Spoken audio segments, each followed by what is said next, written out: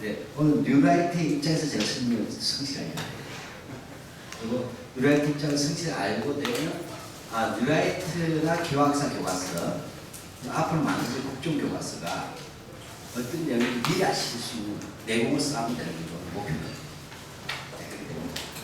내용은 넘기는 건 제가 할 수가 없는 거죠. 잠시만요. 여기서 말씀하시면 네. 그래서 오늘 1교시는 뉴라이트의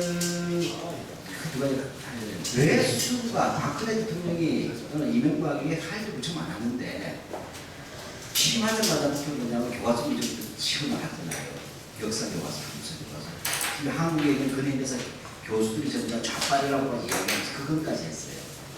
대내 고등학교 검정 교과서들이 좌계가 됐고 중학교 교과서도 남부당 사관에 레닌 사관에 스탈린사관에 섞였던 얘기가 정도였어요. 우리들이 이런 것을 왜 이 수가 이렇게 역사에 집착하는가? 그래서 국정교과서는 이 아사리판에 그걸 밀어붙이고 있는가? 안 하던 짓 할 때는 정치적으로 그랬어요. 아니면 미치지 않았으니까 정치적으로 그랬겠죠. 그래서 왜 이들은 교과서를 뜯어고치려고 하는가라는 것이 제일 중요합니다. 그 다음에 문제 뜯어고치더라도 이 친구들이 잘할 때 한국의 수는 역사 교과서를 쓸 능력이 없어요. 근데 한국의 역사 교과서를 쓸 수 있는 틀들을 제공한 그룹이 있어요. 이게 바로 뉴라이트 그룹들이에요. 그중에 핵심이 낙선되고 그렇게 해서 그래서 처치가는 그 교과서 국정화를 제기하는 배경 그것은 뉴라이트 역사학이 뭔가 그 다음에 2교시는 그 샘플 테스트 스터디로서 교학사 교과서 검정 교과서 있지 않습니까? 그걸 이런 식으로 서있구나 보시고 마무리에서는 현재 진행되는 국면들을 말씀드리는 겁니다. 자, 한국에서는 왜 역사에 집착하는데 여기서 뭐 길게 얘기하면 너무 복잡할 것 같아서 짧게 할게요. 힘들어서 얘기를 하면 안 되니까. 잘 알다시피 이 수구하고 보수를 구분하는 게 굉장히 중요해요. 그러니까 진보하고 보수는 구분이 됩니다. 근데 크게 진보하고 보수 얘기할 때는 진보하고 보수의 전제는 진보 보수는 특정한 개념이 없다는 것입니다. 상대적 개념으로 존재할 수밖에 없다. 대립의 상호관계죠. 예를 들자면 시어머니하고 며느리가 있어요. 시어머니 며느리 있는데 시어머니는 옛날 그대로 고추장을 만들려고 해요. 그 다음은 뭐 구덩이도 생기고 막 그러잖아요. 근데 며느리는 어머니 이 고추장이 너무 맛없고 지저분해 비위생적이에요. 그러니까 시어머니가 무슨 소리냐? 우리 집 500년 동안 내려온 이 고추장은 여기다 해야 된다. 그래야 맛있고 손맛있고 정성이 있다. 우리 집 것이 최고예요. 이게 보수식 고추장이에요. 며느리가 열받으니까 솔직히 얘기했어요. 진짜 요즘에 누가 고추장 먹습니까? 고추장 먹게 되면 그 다음에 위생적이게 요즘 플라스틱 강한 플라스틱 뚜껑에다 이걸 하시든지 아니면 개체가 낫지 누가 고추장 먹어요. 이렇게 해서 바꿔야 이게 진보가 됩니다. 그러니까 보수와 진보는 사실은 분리하면 도덕성의 평가는 아니라는 얘기예요. 기존의 질서와 가치들을 인정하고 유지하려면 컨저브, 보존한다. 이게 보수고. 그래서 뭐냐면 바꿔야 된다 하면 진보죠. 그래서 급진 진보와 이제 진보도 있겠지만 본질이 아닙니까? 자, 근데 이렇게 되면 여기서 여기 계신 분 사이도 제가 볼 때는 세대 아무리 다 같이 체험 행사를 한다 하더라도 예를 들면 이 남자 여성이 계시면 혹시나 이쪽에 안 계시면 군복무 가산제 같은 건 이게 다를 수가 있을 수도 있잖아요. 동성애, 여러분의 자녀가 동성애 가지고 동성결혼을 하게 되면 어떤 태도가 있으신가? 실제적으로 갈라질 수 있어요. 그렇죠? 그러니까 이 진보 보수는 모든 잣대마다 다 달라질 수가 있단 말이죠. 모든 것들이. 따라서 한사회 전체를 놓고 우리가 진보 보수 또는 하고 한사회 전체 진보 보수 이것이 세계사에서도 통용 가능하고 이해 가능한 진보 보수를 나오는데 잣대는 뭐냐면 이것이 바로 사회주의와 자본주의라고 보죠. 왜 그러냐면 이것은 프라이머리 민족주의는 아니라고 저는 보는 거죠. 민족주의는 다른 차원이에요. 이걸 우리가 구분하지 않으면 안 돼요. 사회주의와 자본주의 같은 경우에는 일단 먹고 사는 게 다르잖아요. 그죠? 사적 소유주의냐 사회적 소유주의냐 하는 게 다르죠. 그 다음에 계급 사회냐 무계급 사회냐 지향이 다릅니다. 근데 정치 프로그램도 다르죠. 그래서 부르주아 의회 민주주의를 이야기하지만 어찌됐건 정통 사회주의 같은 경우에는 바로 소비에트 시스템, 프롤레타리아 독재를 이야기하게 되는 것입니다. 그러니까 경제 체제, 정치 체제가 달라요. 그뿐인가 윤리관도 달라요. 사회주의적 인간이 하고 자본주의 인간의 체제 다른 거죠. 이런 모든 것들 따라서 뭐냐면 사회주의 우리가 북한하고 남한이라는 게 한국하고 예전 삶의 방식이 너무 다르지 않아요. 네. 우리나라 일본보다 더 다른 삶의 방식을 가지고 있지 않습니다. 이렇게 봤을 때 바로 사회주의와 자본주의라는 것은 바로 펀더멘탈 이데올로지. 그러니까 근본 이데올로기는 프라이머리 이데올로기, 1차 이데올로기 위상을 갖고 있다는 것입니다. 반면에 민족주의 같은 경우에는 1차 이데올로기가 아니에요. 민족주의라는 건 딱 세 개밖에 없어요. 민족주의. 첫 번째, 민족이 객관적으로 존재하느냐 안 하느냐가 아닙니다. 민족은 있다. 라는 게 전제가 됩니다. 물론 정근대에도 있었느냐 근대의 산물이냐는 다르지만 두 번째 뭐죠? 사회주의 같은 경우는 이 안에 계급적인 이익이 더 우선시된다 얘기하잖아요. 노동자와 자본과 관계나 민족주의자는 그런 계급적 이해관계보다 보다 본질적인 이해관계로서 민족적 단위의 이해관계가 존재한다. 민족적 이익과 손해가 있다는 거예요. 세 번째는 뭐냐? 이 민족의 책임자는 민족 국가를 통해서만 보장받을 수 있다 해서 민족국가 수입이라는 정치적 공동체를 제한한다는 것이. 사실 이거에는 민족주의는 다 달라요. 그죠? 그러니까 굳이 민족주의가 있다면 바로 이 세 가지. 민족은 객관적으로 존재한다. 민족은 계급보다 우선적이며 그다음에 민족 단위의 이해관계가 존재한다. 세 번째로는 이 민족은 민족국가 수립을 통해서 자주적 민족국가를 통해서 그런 정치 공동체를 지향합니다. 그리고 그것을 주도하는 이념은 사회주의가 아니라 바로 민족주의다라고 얘기했기 민족주의. 근데 이 말을 제외하면 이 민족주의에 따라서 뭐죠? 이 민족주의는 사회주의냐 자본주의냐 하는 전제가 없는 체계가 이게 굉장히 중요한 거예요. 그렇기 때문에 민족주의라는 때는 뭐예요? 일제시대 때는 김성수 같이 동아일보 계열과 결합하게 되면 부르주아 민족주의와 결합할 수도 있다. 우리가 부르주아 결합할 수 있어요. 또는 안재홍 선생님 보셨죠? 조수왕 같이. 이 사람은 자본주의 독재도 싫고 노동자 독재도 싫다는 거 아니에요. 중간형. 이런 사람들은 소부자 민족주의잖아요. 그렇죠? 그러니까 사본주의 아니고 사회주의라는 제3의 길을 얘기했단 말이죠. 그 다음에 노동자 농민 같으면 또 약상 구동문 같으면 민족주의를 버리지 않지만 사회주의로 가장 좋다 하는 사람이 있어요. 그러나 프롤레타리아 독재는 아니라면서 소련의 지금 무시받을 필요가 없다고 생각하는 분 있잖아요. 정통 공산당. 이런 민족주의 같은 경우에는 노동자 농민주의들이 정통 사회주의를 가지 않아서 민족주의를 중심으로 간다는 거죠. 그때 하지만 그 플레이는 사회주의적 인권을 극하게 바랍니다. 진행하는 거죠. 그러니까 해방 정국에서 어떻게 돼요? 이 영호령 선생 같은 경우는 어떻게 사회민주주의에 가깝잖아요. 큰 데서 넓은 의미의 사회주의 이행적 이야기지만 그러니까 그 중심은 분단이라는 구조 속에서 민족주의를 안고 가야 된다고 주장하는 거예요. 안정적으로 민족주의인데 어떻게 됩니까?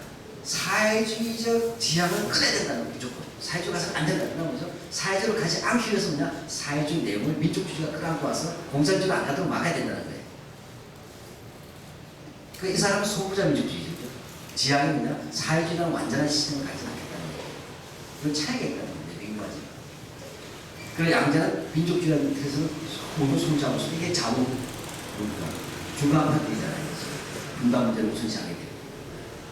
네, 이렇게 됩니다. 그래서 제가 볼 때, 따라서 뭐냐면 한국 사회에서 진보와 보수 나올 때 세계사 처음 보자면 사회주의 체제나 자본주의 체제나 크게 보면 진보와 보수의 대세가 된다. 다만 헷갈리는 것은 중국 같은 경우는 복잡해졌죠. 그 지금 사회주의가 보수잖아요. 우리가 그러나 일반사회주의 차원에서 말씀 그렇게 될 수 있어요. 그럼 한국 사회에서 진보 보수 그렇게 나눈다 하면 당연히 그것은 뭐 쉽게 해방문과에서 설명이 되는데 문제는 보수와 수구를 어떻게 나누냐 문제가 있어요. 예를 들어 새정치연합이 보수인지 수구인지 헷갈릴 때 많잖아요. 헷갈리지 않으시죠? 또 NL이 보수인지 진보인지 헷갈릴 때도 있을 거예요. 막말 하잖아요. 그들 방금 민족주의 방금 강하단 말이에요. 근데 저기서 일단 이렇게 보면서 한국에서 그게 판별식 어려우면 한국에서는 1948년 대한민국 정부가 수립됐을 당시에 이것이 보수와 수구의 연합이었기 때문에 그런 거예요. 한국에서 나와서 갈라졌기 때문에 판별식이 어렵다는 얘기예요. 그걸 예를 들자면 정치적인 과정이 굉장히 복잡하죠. 다 생략하고 1948년에 권력 잡을 때 그 최후의 승리자는 김성수가 이끄는 한국민주당 아닙니까? 그죠? 송진화와 장도순은 한국민주당에서 다 죽었고, 이때 한국민주당이 처음부터 친일파 정당은 아니에요. 한국민주당은 거대한 지역의 모든 것을 거의 친일파에 지주자본가들이니까. 그러나 간판 스타일 친일파를 내시는 방법은 없습니다. 해방군까지 그렇잖아요. 그러니까 누구냐면 원세훈이라든지 이런 괜찮은 김병도에 괜찮다는 간판 내시는 거예요. 밑에서 조종하는 거죠. 그러니까 핫바지 사장을 놓는 거예요. 그래서 한국민주당은 친일 정당으로 가요. 근데 게다가 그다음에 한 47년도 국민되게 되면 6년도 국민되면 원세훈 이런 민족주의자들은 다 탈퇴해버려요. 탈당. 그렇게 해서 어르신 뭡니까? 송지룡은 죽었지만 장동수 같은 친일파들, 또 김성수 같은 사람들이 가지고 있는 친일 정당으로서 뚜렷하게 모습이 나타납니다. 그러니까 한국민주당은 처음에는 핫바지 사장 같다 민족주의자들. 그래 욕을 안 먹으니까. 그러나 임시정부를 지켜야 된다고 이렇게 주장했지만 1년 정도만 있으면 그들이 다 탈당함으로써 지주자본가를 중심한 친일파 정당이라고 해도 이상하지 않을 수준의 원래의 모습들이 드러났다는 조심을 했습니다. 이들하고 이승만이 손 잡았잖아요. 그죠? 쉽게 뭐 분단정부의 수립에 있어서 핵심은 좌파부터 우파가 있으면 제일 극우 쪽에서도 김구까지도 외면해버리고 그죠?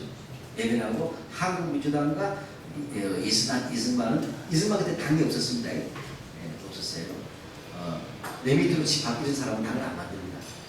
그렇잖아요.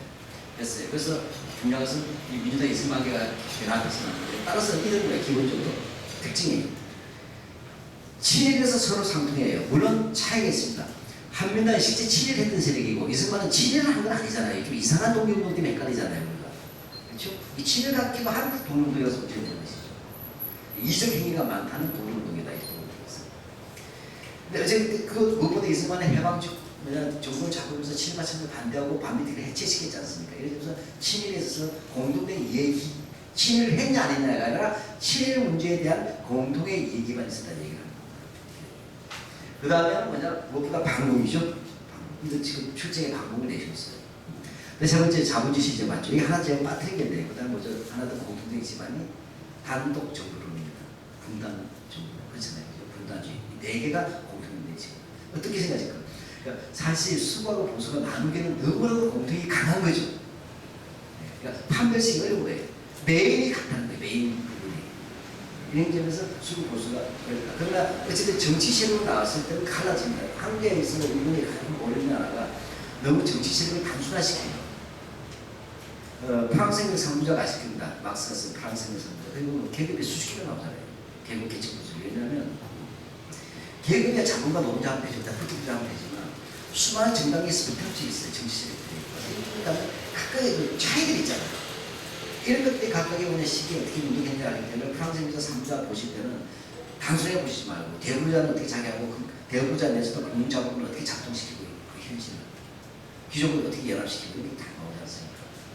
그렇게 볼 때 여기 좀 세부적화돼야 된다. 우리도 또 시정신 연합에도 스펙트럼이잖아요. 그 안에 그죠? 이렇게 됩니다. 자, 근데 이들이 갈라서는 거죠. 1950년대에 갈랐습니다. 그 갈랐을 때 뭐냐면 한국민주당이 그 다음에 뛰쳐나와요. 이승만하고 뛰쳐나옵니다. 뛰쳐나와가지고 그들이 뭐냐면 만든 게 민국당의 민주국민당. 이 민주국민당이 그렇게 인기가 없었어요. 그래서 학대 개편해가지고 만든 게 한국민주당이에요. 56년도에. 그러니까 우리가 그 이승만 때 민주당 하는 것은 바로 처음에는 한국민주당, 그 다음에 민국당이라고 줄여서 민주국민당, 그 다음에 한국에 빠진 민주당 이렇게 가는 거예요. 그래서 보면 그렇게 있습니다. 그래서 제가 여기서 말씀드릴 때 그냥 민주당이 왜 나오는지 아시겠죠? 바로 한국민주당이 추적해서 우파들도 비합해서 56년쯤 되게 되면 민주당이 나오게 이게 오늘날 한국 정통 야당의 원줄기가 됩니다. 이게 박정희 때는 신민당으로 가지 않습니까? 신민당. 그러니까 그의 역사를 잘 아시는 거죠. 복잡한 야당을 거신 거죠. 근데 이승만이 뭡니까? 이승만의 경우는 결정적으로 가져 쓴 것이 뭐냐면 이렇게 되죠. 원래 한국민주당도 동상이몽이었죠. 왜? 이승만이가 곧 죽을 거라 생각한 거잖아요. 나중에 오래 살아서 문제된 거잖아요. 이승만이 이때 어떻게 돼요?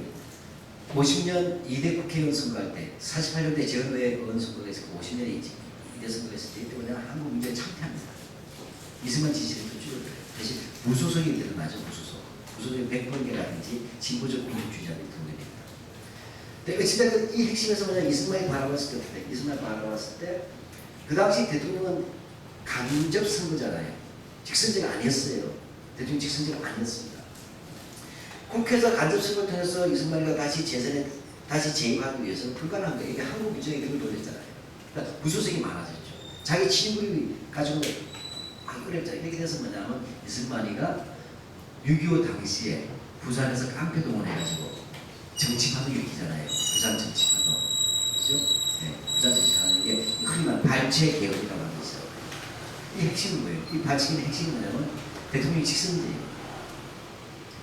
그래서 뭐냐 이승만의 내걸 명분이 뭐예요? 노동자 농민의 이익을 대변하기 위해서 새로 대중적 정당을 창당하겠다. 그래서 말하는 게 자유당이에요. 여기에 조봉하면 동상이몽으로 가서 내가 노동자 농민 조직해서 말아먹겠다 이렇게 해서 가는 거 아니에요. 조봉하면 그걸 타고 가려고 거죠. 대중조직 장악하기 위해서. 그 말이 하나쓰긴 하지. 이렇게 그래서 교훈은 뭐냐? 아하, 직선제라고 하는 것은 전혀 민주주의하고 관계가 없었던 우리 말에서 이해가 안 돼요. 이 말 중요해요. 나중에 뉴라이트가 87년도 대통령 직선제는 한국 자유민주주의의 완성이라고 합니다. 그래서 우리가 할 때 직선제가 자유민주주의 완성이라고 하는 시스템이 없었잖아요. 이승만은 독재하기 위해서 장기 집권하면서 채택했잖아요. 그리고 친위정당 자유화를 나왔는데요. 그 친위정당 자유화가 그 다음에 뭐죠? 6.25 때부터 제대로 군조직이 나잖아요. 발달한 비대해진 관료 조직들. 이것을 가지고서 부정선거로 나가면서 쭉 집권해 나가는 거죠. 자, 그런 점에서 뭐냐면 쉽게 보수와 수구로 나눠졌는데 한국 민주당이야는 어찌됐든 야당이니까 민주주의 하자고 한 거죠. 이승만이 독재하니까 같이 독재하자는 놈들 야당할 수는 없잖아요. 그러니까 미국식 민주주의 하자 이렇게 해서 차이가 있는 것이 뿌리는 같고 같이 일시적으로 동상이몽 그룹이라도 이 차이는 큰 차이죠. 의회민주주의하고 하고 자유당의 일당 독재하고는 우리 운동의 내용이 달라질 수가 있고 또 사회가 다른 사회가 있습니다. 그래서 중요한 것은 이승만 쪽에 수구와 극우 파시즘화 경향이 있었다면 자유당은 그러니까 개인 취미정당의 성격을 가졌다면 민주당은 어찌됐든 의회 민주주의 즉 미국식 민주주의를 가야 된다고 주장했다는 것입니다. 여기서 마수 보수는 민주당, 수구는 자유당, 진보는 하나 있었죠. 그래서 뭐냐면 진보당이 때는 또 그죠? 유산되지 않습니까? 이 진보당을 조봉함을 죽일 때 어떻게 죽여요? 바로 자유당이 사고치고 그다음에 민주당이 불러서 죽이는 거예요. 마치 통합정당 날아갈 때 새정치연합 행태가 똑같아요. 왜? 어차피 진보는 진보 정당 없어도 새정당한테 표 안 찍잖아요. 나쁠 게 없잖아요. 나스도 빼도. 똑같은 거예요. 조병 같은 경우 만일에 조봉암이 대통령이 된다면 나는 즉각 북한의 김일성하고 손잡겠다. 라는 게 조병이에요. 그 정도로 이렇게 자, 어쨌든 이렇게 되고 이들이 이렇게 됐어요. 그 다음에 뭐냐면 이것이 사회부는 넘어가고 그 다음에 원리로 비치면 자유당 대신 등장한 게 공화당이지 않습니까? 박정희. 이게 정통 파시스트예요. 이게 차이가 있어요. 자유당 때는 그 기반에 군부라 가지고 기본적으로 관료 시스템들은 뭐죠? 일제때 친일 관료니까 파시즘 성향이 있다는 문관들입니다. 그죠? 근데 박정희 어떤 분이에요? 만주군인데 얘는 정통 파시스트잖아요. 군부 파시즘이잖아요. 즉 일본 제국주의에 꼬투리던 일본 황군 장교들이 한 거잖아요. 만주군 장교들이라고 하더라고요. 이들은 진짜 골수 파시스트예요. 박정희의 국가혁명과 나를 보면요. 누구한테 존경을 했다. 누구한테 배워야 하냐면 히틀러한테 배워야 되는 얘기한 사람이 지금 대통령 출마하면서 박정희 씨는 정확하게 1930년대 일본 국가 군국주의 파시즘의 책을 그대로 뺏기고 국가혁명 나라를 한번 읽어보시면 안 돼요. 그 제가 말씀드렸습니다. 한마디면 정통 친일이라다가 정통 파시스트가 들어온 거예요. 더 나빠졌다는 얘기죠. 자유당 때보다. 더 나빠지게 돼요. 더 나빠지고 여기는 시민당이 되죠. 그래서 DJYS 2차생이라는 세 사람이 들고 가면 이건 박정희가 친일을 가지고 나가죠. 이렇게 되는 것이 바로 네, 그렇게 되다가 그 이후에 이제 현재 민주당에서 하나가 됐다. 하는데 중요한 것은 80년대, 90년대에 이철승이 먼저 이탈하고 그다음 YS가 이탈하죠. 그래서 그동안 수십 년을 갔잖아요. 이게 중요한 거예요. 왜 한국의 수구는 빨리 죽어야 되잖아요. 가장 낡은 사회인데 이들 왜 이렇게 강한 거는 끊임없이 보수 진영에서 수구 진영 넘어갔다는 거예요. 그것도 뭐죠? 개인적으로 내가 집을 가지고 생각하죠. PK를 그렇게 하잖아요. 이철수도 정통 야당이지. 40, 50년대 야당, 50년대 야당 데리고 하고, 그 다음에 YS는 비켜가 된다. 이렇게 되니까 정쟁이 내용에서 끊임없이 보수가 수로 또 나가고 항상 그 핵심은 안보였어요. 건강보수였어요. 나라의 두건데 국가안을 위해서 이렇게 하면서 어떻게 될까? 쉽게 말하자면 한국의 기득권 상부는 갈수록 수구적 세력이 증가하고 있는 특징이 있다는 것이고, 그것이 현실에서도 더 미묘하게도 지역 구도로 마무리버렸죠. 그러니까 이러한 수구로 보수가 수구로 퇴행하게 되는 이 현상 자체를 일반 사람들이 정확히 봐야 되는데, 우리가 현실적으로 부산, 경남, 우리가 남이가 하는 식으로 지역적 감정으로 채색을 하면서 접근을 가고 있다는 것입니다. 이렇게 해서 이러한 부분을 놓치게 될 수 있습니다. 그럼 이렇게 가게 된 이유가 뭐냐, 이런 게 있어요. 예를 서경석 목사라든지, 그 다음에 그 앞서 시기에는 김동길 교수라고 아시죠? 가짜 링컨. 네, 보세요. 이런 사람들이 가는 거예요. 이 사람들이 가는 시기 보면,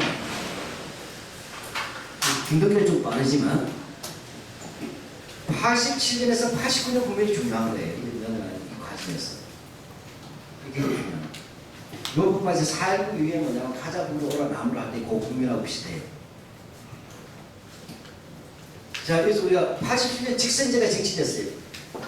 6.25 선언에서 직선제가 6.25 선언에서. 그죠? 그랬어요. 근데 문제는 7, 8월 노동자 대투쟁 나오잖아요. 그 다음 농민투쟁 나오잖아요. 그럼 이런 얘기예요. 직선제라고 하는 것은 정치적 제도로서의 정치적 민주화를 요구하는 것이라면, 민주주의 우리가 왜 하자는 것은 민주주의 하려고 하는 게 아니에요.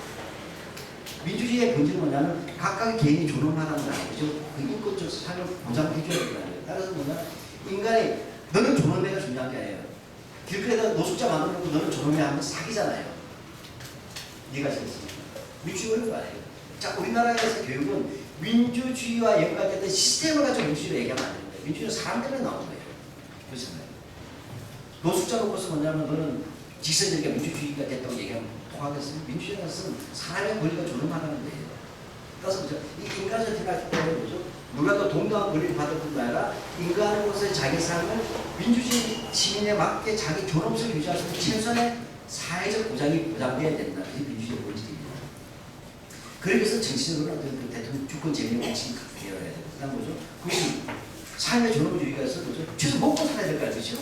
노숙자한테 어떻게 내가 민주시민이라고 얘기할 수 있겠어요? 그러니까 경제 민주화, 사회 민주화, 문화 민주화 것들이 전체 다 같이 가는 것들이라고 말이죠. 바로 7, 8 동대 대충 발언에서 경제 민주화를 시작하기 위한 출발이 되는 것이지 않습니까? 여기서 동작 그만 시키는 거예요. 이때 80년이 되면 민노총이 만들어지고 정교조가 만들어지죠. 여기에서 뭐냐, 한국의 87년 국면가는 보수주의자, 이 보수주의자들이 진보와 같이 했어요. 그렇잖아요. 박찬호도 같이 뛰었잖아요. 그렇죠? 야당도 같이 뛰었는데 7, 8 동대 대통령이 딱 나오는 거죠. 이건 아니잖아. 이렇게 된 거예요. 직선제 되었으니까 노동당이 이제 기다리라고 했다. 얘기죠. 그래서 뭐죠? 판대. 김동규 같은 사람, 내가 촛불 펴서 올라갔는데 이해가십니까? 노동당이 빨갱이 조직을 봅니다. 쉽게 말하면 87년 7, 8월 노동자 대출에서 89년에 민주노총이 만들어지고, 그 다음에 전동이 만들어지고, 정교조가 만들어지고, 이 일련의 현상들에서 한국의 보수제는 위기를 느끼게 뭐죠? 안보 컴플렉스죠. 저게 일제 때도 30년도 전에 많이 만들어지고, 일본이 하나가 있지만, 사회국에 나왔던 조직도 있잖아요. 이게 원래. 그렇죠? 해방공간에서 나왔고, 사회국도 어떻게 나왔고, 이제 80세, 80년이 또 나온다. 좌경 국가가 되겠다. 이렇게 된 거예요. 그럼 보세요. 한국의 이른바 자유주의를 가졌던 사람들의 기반은 뭐죠? 너무나도 강고한 반공과 결합되어 있었잖아요. 그게 어떻게 생각해요? 차라리 독재를 하더라도 빨기는 안 된다. 이해하시겠습니까? 이걸 우리가 이렇게, 그러니까 뭐죠? 안보를 위해서라면 민주주의도 유보할 수 있으라는 마인드가 생긴다는 거. 이게 바로 한국 자유민주주의자의 허약성이라고 합니다. 한국은 자유민주주의자한테 보니까 어디에 구속당했습니까? 자유민주주의에서 달리고 하시면 딱 세상에 웃긴 게 바로 안보의 분단, 반공이란 말이죠. 그래서 반공 우위의 자유민주주의에서 혁명 모습이죠. 자유민주주의에서 뭐죠? 사상의 자유민주주의가 한 거잖아요. 볼테르 말대로 나는 당신의 사상에 대해서 반대한다. 그러나 당신의 사상의 자유민주주의는 목숨을 걸고 함께 투쟁하겠다가 자유민주주의 출발이 되잖아요. 사상의 자유. 이 자체가 뭐죠? 반공이 도구에 있는 것과 되는 자유민주주의가 아니잖아요. 그래서 제가 말씀드린 핵심은 바로 한국 자유민주주의 세력이 허약하다는 특징입니다. 이렇게 넘어가는 명분을 했어요. 반공 위에 자유민주주의 체질이 잠들고 있다. 이러다 보니까 수구하고 보수가 입으로 다른 입이 되면서 똥구멍이 서로 연결되어 있다. 방공으로 이해하십니까? 네. 그래서 이러한 부분이 있다는 거죠. 네, 이런 속에서 뭐냐면 한국의 수구 세력들은 자, 보수 야당이 갖는 자기 한계를 가지고 있기 때문에 언제나 그들이 내주는 진행하는 거예요. 보수 야당도 동의하는 거죠. 안 보잖아요.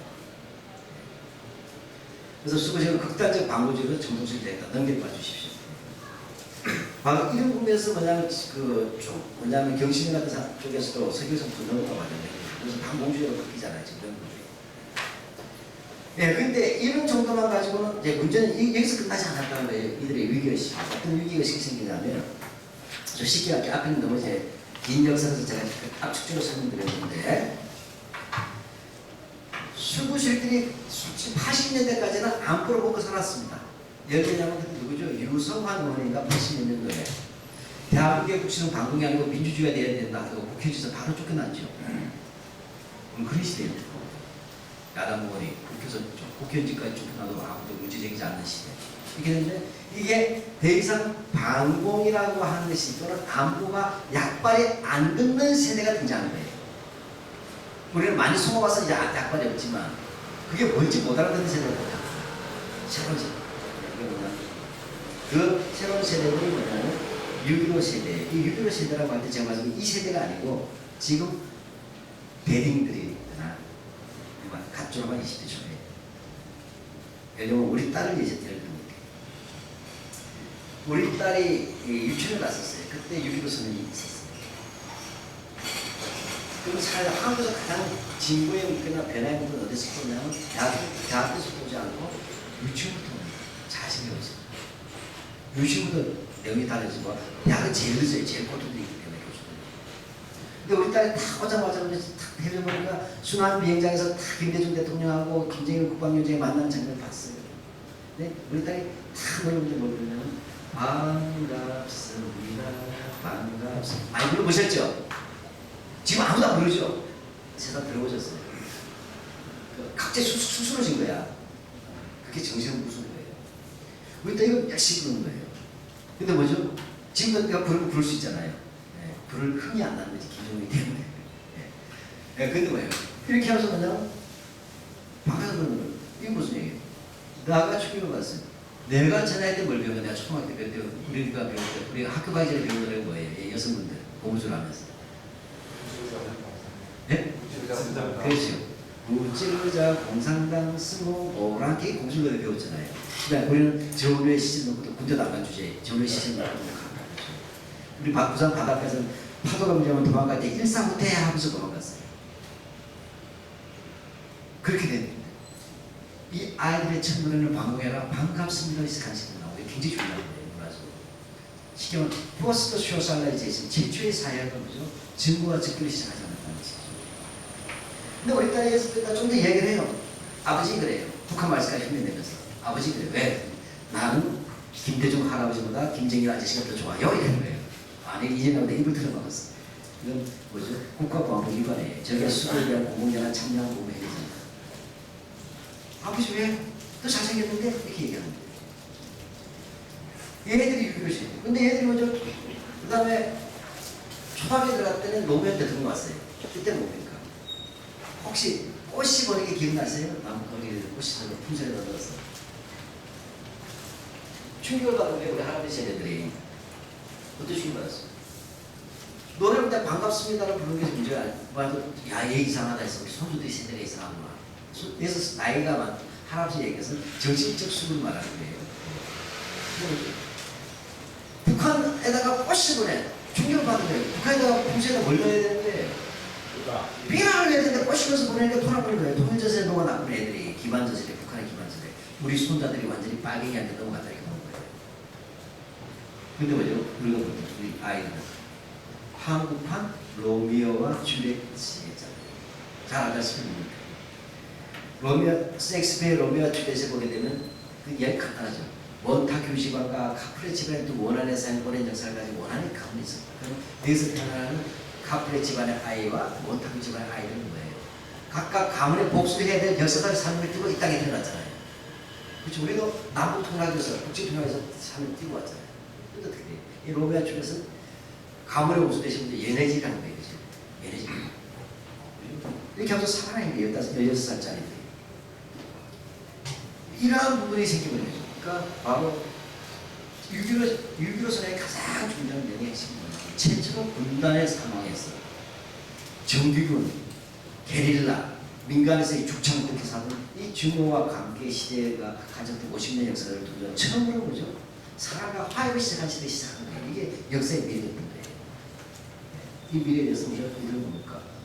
걱정해요. 그 로미오 주리엣이 기성시대가 가져갈 것은 뭐죠? 그럼 이 아이들의 사랑이 아름다운 결혼으로 맺어져야 될지 아니면 로미오 주리엣처럼 쥐어안고 죽어야 되는지 그렇지 않으면 무슨 기성시대는 책임 가져야 되는 것이에요. 근데 한 교수는 뭐죠? 지금 당신의 자녀가 종북이 되고 있다고 보는 거죠. 종북을 보는 거죠.